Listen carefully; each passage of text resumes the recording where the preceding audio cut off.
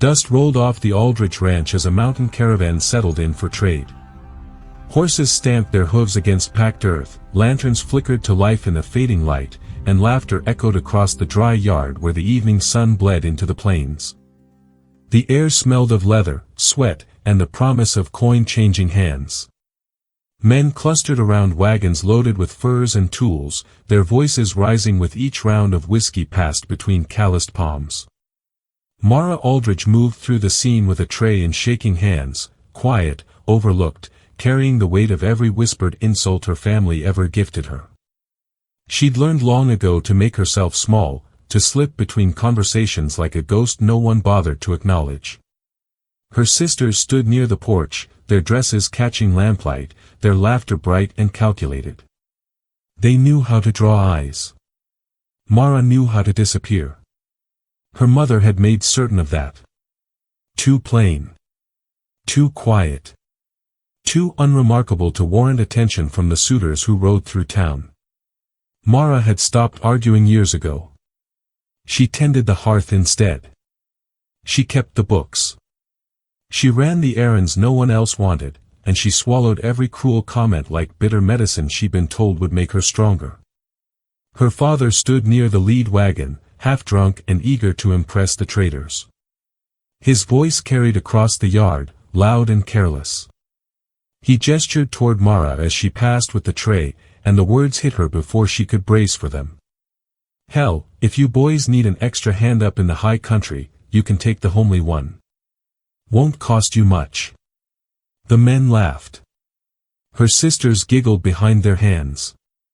Mara froze mid-step, the tray trembling in her grip. The world narrowed to the sound of that laughter, sharp, casual, cruel. It wasn't the first time her father had joked at her expense. It wouldn't be the last. But something about the way the traders looked at her, assessing her like livestock, made her skin crawl. Only one man did not laugh. Jonas Thorne stood apart from the group, a solitary trapper from the northern ridges. He was tall, weathered, with the kind of silence that came from spending more time with mountains than people. His eyes found Mara's across the yard, and in that brief moment, she saw something she hadn't expected: recognition. No pity. Not amusement. Just the quiet acknowledgement of someone who understood what it felt like to be dismissed. She looked away first, her face burning. She set the tray down on a crate and walked quickly toward the barn, needing distance from the laughter that still rang in her ears. The night air was cooler away from the crowd, but it did nothing to ease the tightness in her chest. Years of swallowed hurt rose in her throat, and for once, she couldn't push it back down.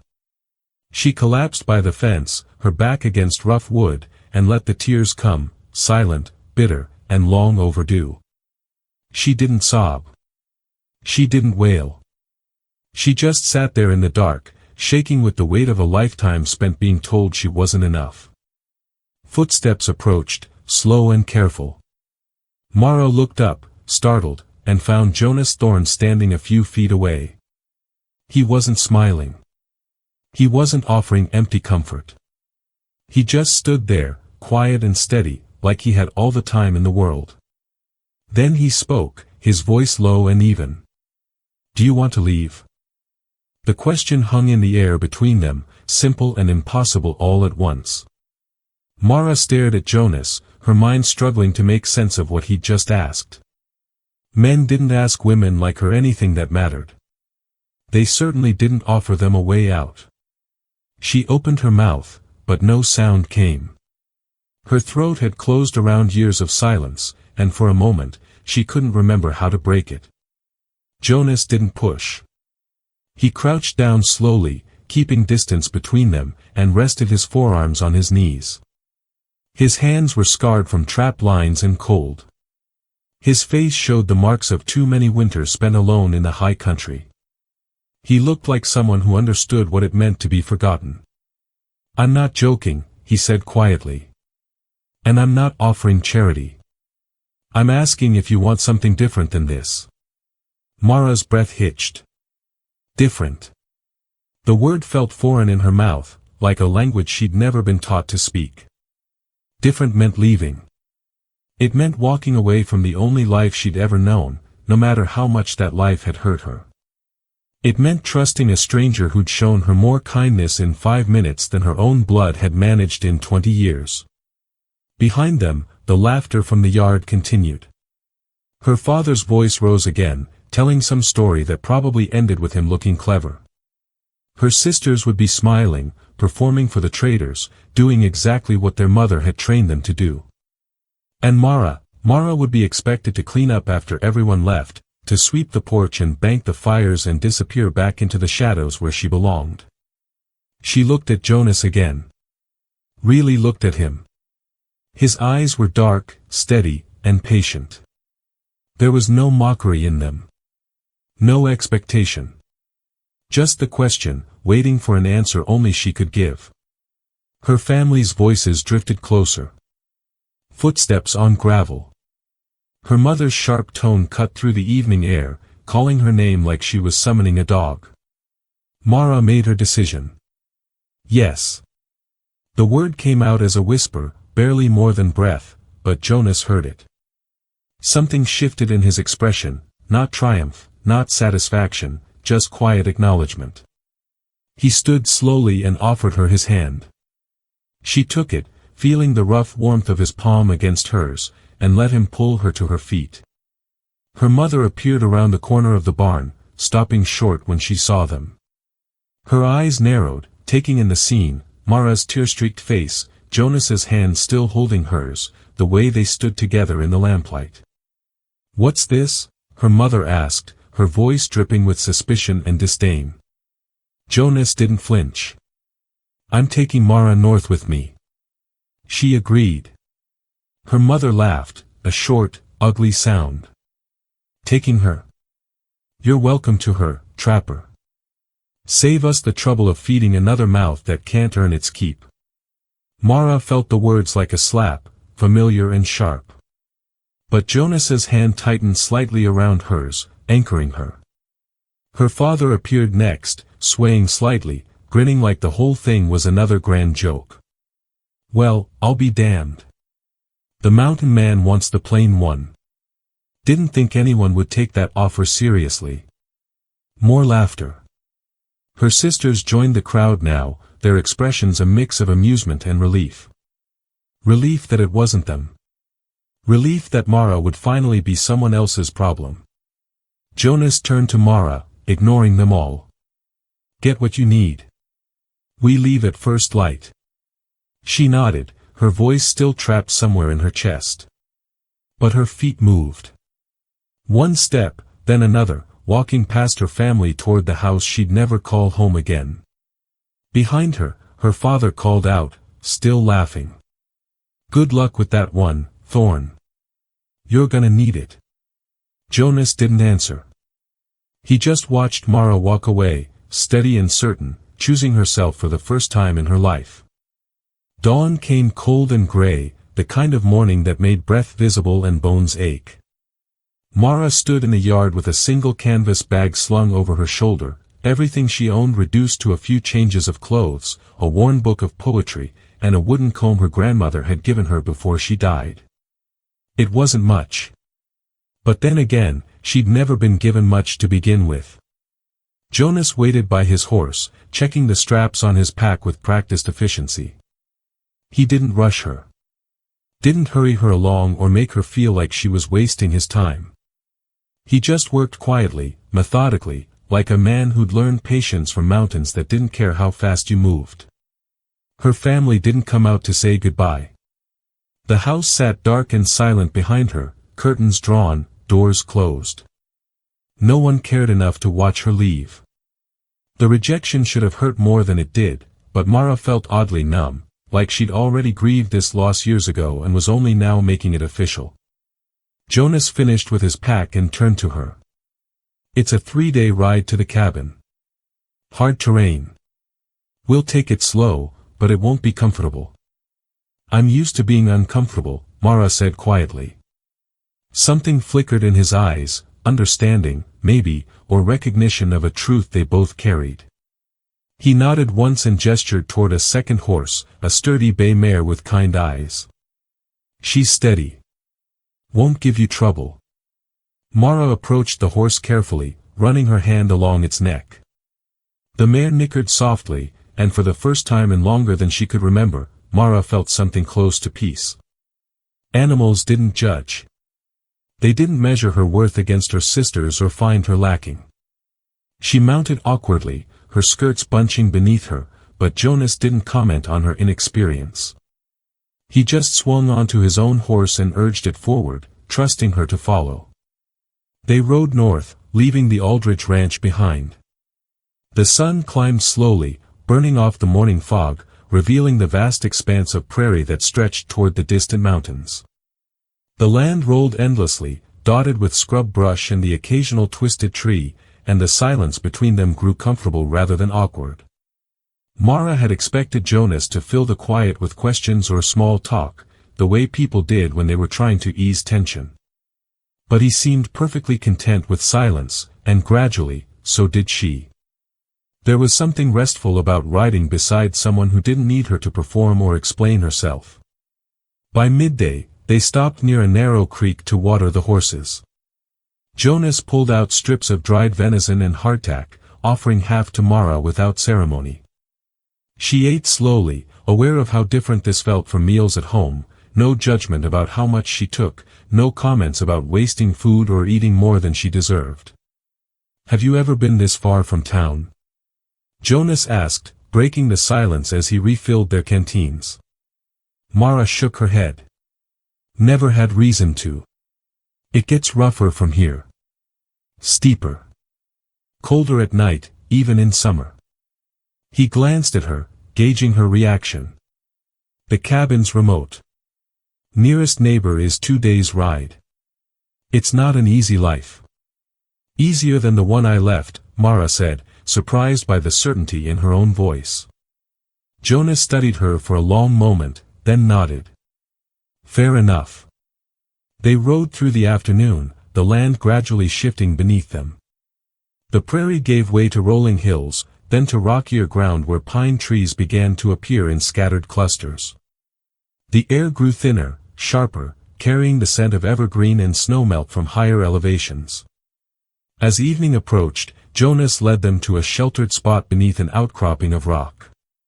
"We'll camp here tonight," he said, dismounting. "I'll handle the fire. You rest." Mara wanted to argue, to prove she could carry her weight, but exhaustion pulled at her limbs. She'd been holding herself tense for hours, braced for criticism that never came. She sat on a flat stone and watched Jonas work, efficient and unhurried, building a small fire that pushed back the gathering dark. The fire crackled between them, sending sparks spiraling into the darkening sky. Mara wrapped her shawl tighter around her shoulders, feeling the cold settle in as night claimed the high country. The temperature had dropped faster than she'd expected, and the thin fabric offered little protection against the wind that whispered through the pines. Jonas noticed. He always seemed to notice. Without a word, he pulled a thick wool blanket from his pack and held it out to her. When she hesitated, he simply draped it across her shoulders himself, his movements careful and impersonal, then returned to his side of the fire. "Thank you," Mara said softly. He nodded, poking at the flames with a stick. "It gets colder the higher we climb. You'll need proper winter gear before the season turns." The casual mention of future seasons struck her oddly. He spoke as if her presence was already woven into the fabric of his life, as if there was no question she'd still be there when snow fell. Her family had never planned around her. She'd been an afterthought at best, a burden at worst. They ate in companionable silence, more venison, some dried berries Jonas produced from a leather pouch, and coffee so strong it made Mara's eyes water.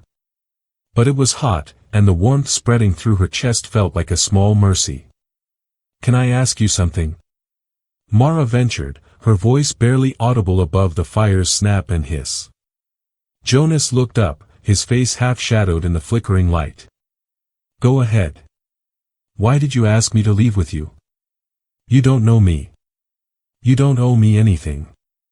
He was quiet for a long moment, considering his answer with the same careful deliberation he seemed to apply to everything. Finally, he spoke. I know what it looks like when someone's been told they're worthless long enough to start believing it. I've seen that look in the mirror often enough.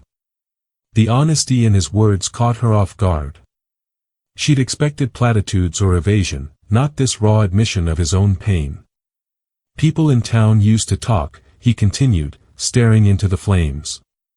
Said I was too rough, too solitary, too poor to amount to much. I had someone once who I thought saw past all that. He paused, jaw tightening. Turned out she was just waiting for something better to come along. Someone richer. Someone who fit what she wanted to show off. Mara's chest tightened. So the rumors were true. Jonas had loved someone who'd left him, traded him in like a worn-out saddle for something shinier. I'm sorry, she said, meaning it. Jonas shrugged, but the gesture was too casual to be genuine. It was years ago. I learned to prefer the mountains. They don't lie to you. Don't pretend to be something they're not. He looked at her then, his eyes reflecting firelight. When I saw you last night, holding that tray, trying to disappear while your own blood laughed at you, I recognized it. That's all. Figured maybe we could both use something different. Different. That word again. It settled over Mara like the blanket around her shoulders, warm and unfamiliar and slightly uncomfortable in its kindness. I'm not good at this, she admitted quietly. At trusting that someone actually wants me around. That makes two of us, Jonas said. A ghost of a smile touched his lips, brief, sad, real. We'll figure it out as we go. The wind picked up, carrying the scent of pine and distant snow. Somewhere in the darkness, an owl called out, its voice lonely and clear. Mara pulled the blanket tighter and watched Jonas tend the fire, his movement steady and sure. For the first time in her life, she wasn't waiting for the other boot to drop. She wasn't bracing for cruelty or counting the ways she'd inevitably disappoint someone. She was simply sitting by a fire with a man who'd asked her one question and respected her answer. It wasn't comfortable. Not yet. But it was close enough to hope that she let herself hold on to it. They reached the cabin on the third day, as the sun began its descent behind jagged peaks that clawed at the sky. Mara had imagined something small and crude, but what she found surprised her. The structure sat in a clearing surrounded by towering pines, built from solid logs chinked with clay and moss. A stone chimney rose from one end, and a covered porch wrapped around the front, offering shelter from mountain storms. It wasn't grand, but it was sturdy, built by someone who understood how to survive in a country that didn't forgive mistakes. It's not much, Jonas said, dismounting. But it keeps the weather out. Mara slid from her horse, legs trembling from 3 days of riding. It's more than I expected. He glanced at her, something unreadable crossing his face, then led the horses to a small stable built against the hillside. Mara followed slowly, taking in her new surroundings. A vegetable garden lay dormant in a fenced plot. Firewood was stacked neatly under a lean-to. Everything had its place, everything served a purpose. There was an order here that spoke of a man who'd learned to depend only on himself. Inside, the cabin was sparse but clean. A stone fireplace dominated one wall. A simple table and 2 chairs sat near the window. Shelves held supplies, preserved foods, tools, a few battered books. A single bed occupied the far corner, covered with thick furs. Jonas saw her looking at it. You take the bed. I'll sleep on the floor until I can build a second frame. You don't have to. I do, he said firmly. This is your home now too. We do things right. The word home landed strangely in Mara's chest. She'd lived in a house her whole life but never had a home. The distinction felt important, though she couldn't yet name why. The days that followed fell into rhythm. Jonas woke before dawn to check his trap lines, returning by mid-morning with whatever the mountains offered, rabbit, grouse, sometimes nothing at all. Mara learned to prepare the game, to stretch hides, to bake bread in the Dutch oven that hung over the fire. The work was constant and demanding, but no one criticized her efforts. No one compared her to prettier, more capable sisters. Jonas taught her things without making her feel ignorant. How to read weather in the clouds. Which plants were safe to forage. How to bank a fire so it lasted through the night. He spoke economically, but his words carried weight, and Mara found herself listening in ways she'd never listened before. Yet something gnawed at her in the quiet moments. A doubt that grew teeth the longer she stayed. Why had he really brought her here? Was it truly recognition of shared pain, or something more convenient? A woman to cook and clean and fill the silence of his isolated life. She caught herself watching him sometimes, searching for signs of regret or disappointment, waiting for the moment he realized she wasn't worth the trouble. One evening, as they sat on the porch watching twilight paint the mountains purple, Mara gathered her courage. Do you miss it? The town. People. Jonas was quiet, whittling a piece of wood with his knife. Shavings fell between his boots. Sometimes. Mostly I miss what I thought I had. Turns out I was wrong about what mattered. What did you think mattered? He paused, considering. Being wanted. Being chosen. Having someone proud to stand beside me. The knife stilled in his hands. It turned out she was ashamed of me the whole time. Just hid it well until someone better came along. The bitterness in his voice was subtle but unmistakable. Mara felt it resonate with her own buried hurt. They were both refugees from rejection, she realized. Both carried scars they didn't talk about but couldn't quite hide. I'm sorry she did that to you, Mara said quietly. Jonas looked at her then, his expression softening. I'm sorry your family did what they did to you. You deserved better. The words should have comforted her. Instead, they terrified her. Because if she deserved better, then surely Jonas did too, and what did that make her accept another poor substitute for what he'd really wanted? Winter crept closer with each passing week, and the work intensified. Jonas spent longer hours preparing for the season, reinforcing the stable, hunting larger game to smoke and preserve, cutting enough firewood to last through months of snow. Mara worked alongside him, her hands growing calloused and capable, her body adjusting to the relentless demands of mountain life. But the doubts kept growing. She watched the way Jonas moved through the world with quiet competence, never doubting his place in it.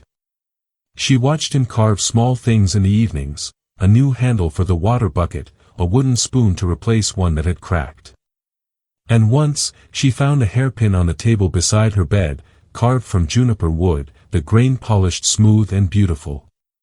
When she asked about it, Jonas barely looked up from mending a harness. Remind me of you. Strong wood. Doesn't break easily. The gift should have warmed her.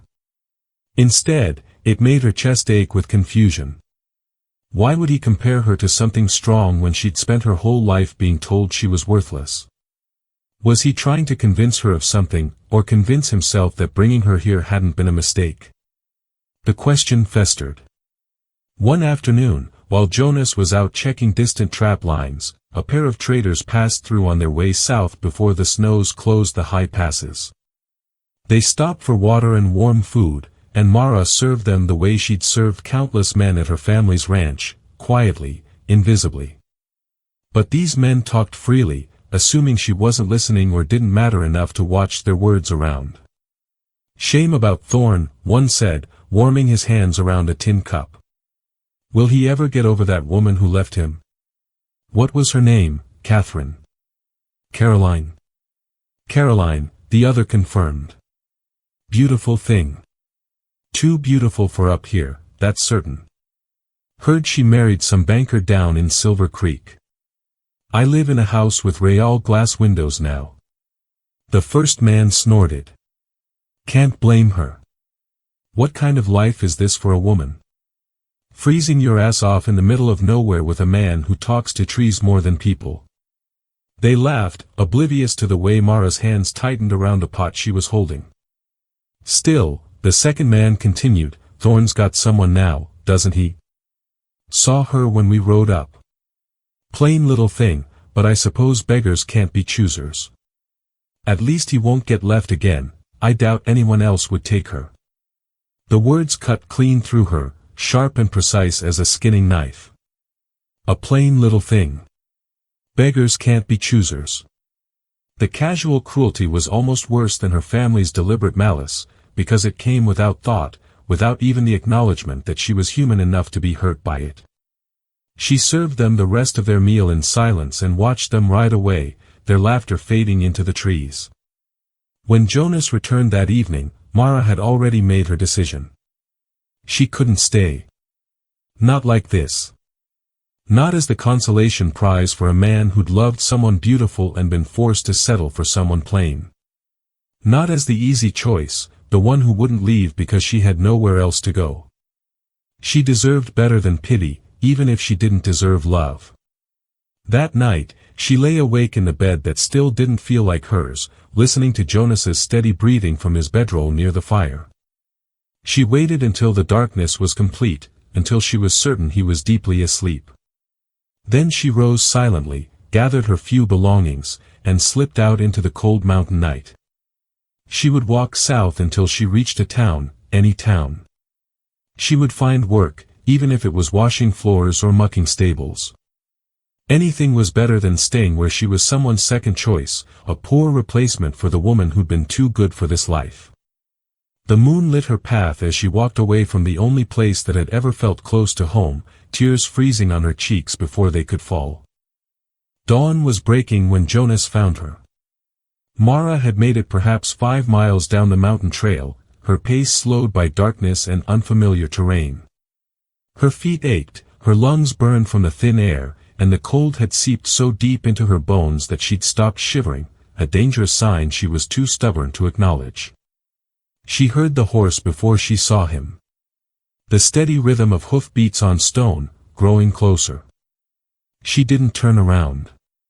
Couldn't bear to see whatever expression he wore, anger, relief, or worst of all, the resigned disappointment of a man retrieving something he'd foolishly invested in.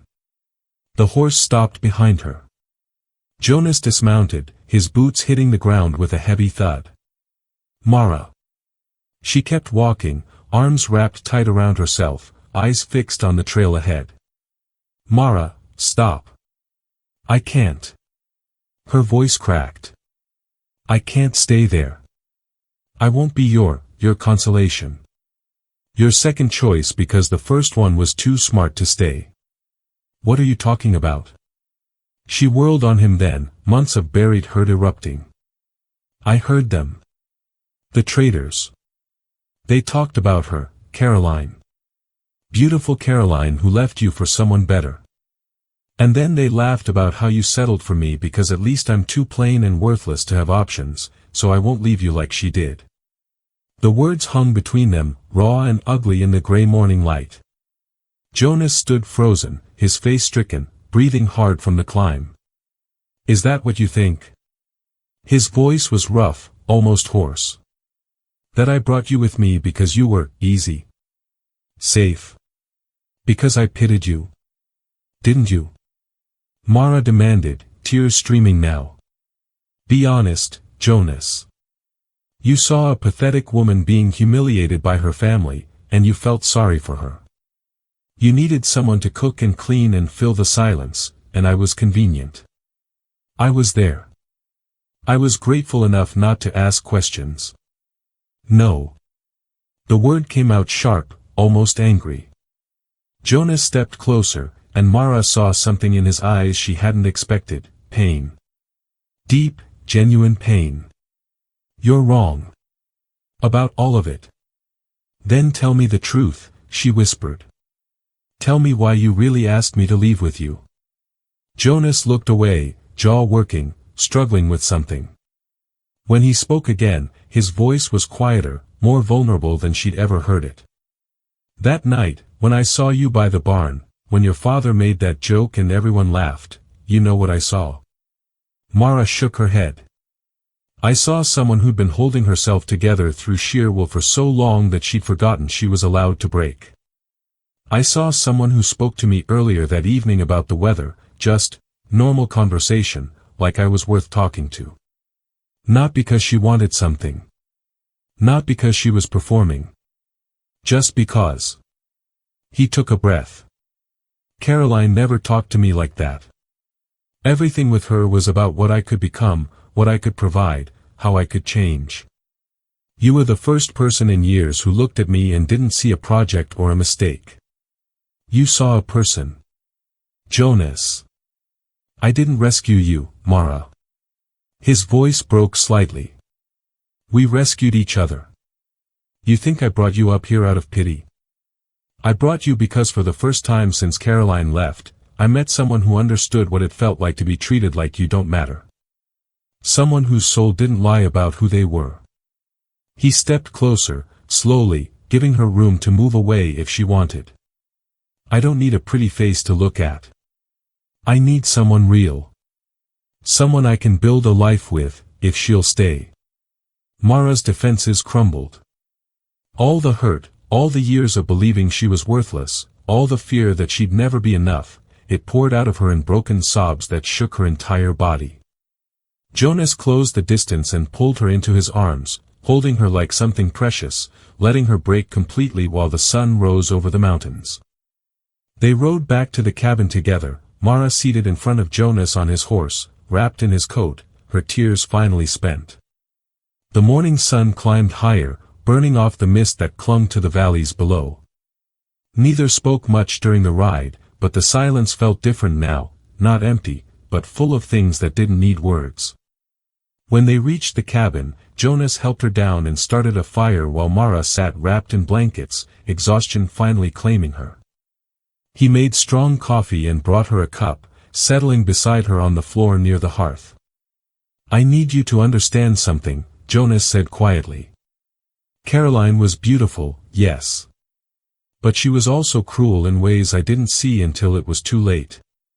She wanted me to be someone I wasn't. Wanted me to leave the mountains, move to town, become respectable. He stared into his cup. When I wouldn't change, she found someone who fit what she wanted. It hurt. Not because I lost her, but because I realized I'd been trying so hard to be enough for someone who'd already decided I wasn't. Mara listened, her fingers wrapped around a warm tin cup. You never asked me to be different, Jonas continued. You just existed beside me. Learned the work. Pull your weight. Laughed when the goat got loose. Asked questions about the mountains like you actually cared about the answers. He looked at her then, his dark eyes steady and honest. That's not a pity, Mara. That's partnership. That's what I wanted. What I needed. Someone who chose this life, chose me, because it was real, not because it looked good from the outside. I'm scared, Mara admitted, her voice small. I'm scared that one day you'll wake up and realize you made a mistake. That you'll see what my family saw, someone not worth keeping. Then we'll both be scared together, Jonas said simply. Because I wake up some mornings terrified you'll realize you deserve better than a solitary trapper who talks to trees and spends half the year snowing in. Despite everything, Mara laughed, a small, broken sound, but genuine. That's ridiculous. So are you thinking you're not worth cherishing? The word hung between them, tender and terrifying. Cherishing. Not tolerating. Not settling for. Cherishing. Mara set down her cup and reached for his hand. His fingers closed around hers, warm and calloused and solid. I want to stay, she said. Not because I have nowhere else to go. But because this is where I choose to be. Something in Jonas's expression softened, the last walls coming down. Then stay. Build this life with me. We'll figure out the rest as we go. The months that followed brought the first heavy snows, sealing them in together as winter claimed the high country. But inside the cabin, something new was growing, trust, slowly built through shared work and quiet evenings, through Jonas teaching Mara to read animal tracks in fresh snow and Mara teaching Jonas that it was safe to laugh again. When spring finally broke and the passes cleared, Mara's family made the journey north, curiosity finally overcoming their indifference. They arrived expecting to find her miserable, broken, ready to admit she'd made a mistake. Instead, they found a woman transformed. Mara stood on the porch of the cabin, her hands steady, her spine straight, her eyes clear and calm. She wore practical clothes suited for mountain life. Her hair was pulled back with the juniper hairpin Jonas had carved. And when Jonas emerged from the stable and came to stand beside her, his hand resting quietly over hers, the message was unmistakable. Her mother's lips thinned. Her father shifted uncomfortably. Her sisters exchanged confused glances, unable to reconcile this confident woman with the shadow they dismissed. Mara didn't gloat. Didn't argue. Didn't need to prove anything. Her dignity spoke for itself. She was no longer the family joke. She was someone's treasure. And more importantly, she'd finally become her own. Sometimes the greatest love stories aren't about finding someone perfect, they're about finding someone real. If Mara's journey touched your heart, hit that like button and subscribe for more untold tales from the Wild West.